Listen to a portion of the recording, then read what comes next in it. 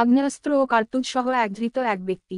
Police গোপন সূত্রের খবরের পরিপ্রেক্ষিতে রঘুনাথগঞ্জ ২ নম্বর ব্লকের তারিখানা গ্রামে হানা দিয়ে আগ্নেয়াস্ত্রটি হাত ববলের পরে আগে তাকে গ্রেপ্তার করে। তারা চিহ্ন এল পুলিশ জানিয়েছে ধৃত ব্যক্তি দীপঙ্কর মণ্ডল ফারাকা থেকে অস্ত্রটি কিনতে এসেছিল রঘুনাথগঞ্জে। পুলিশ গোপন সূত্রে খবর পেয়ে হানা দিয়ে ওই ব্যক্তিকে গ্রেফতার করে। কী উদ্দেশ্য আগ্নেয়াস্ত্রটি কিনেছিল এবং এর সঙ্গে কে বা কারা যুক্ত রয়েছে সমগ্র বিষয়টি খতিয়ে দেখছে জঙ্গিপুর পুলিশ ফাঁড়ির পুলিশ। আজ ধৃতকে তদন্তের স্বার্থে জঙ্গিপুর মহকুমা আদালতে তুলে 7 দিনের পুলিশ হেফাজত নেওয়ার আবেদন জানাবেন।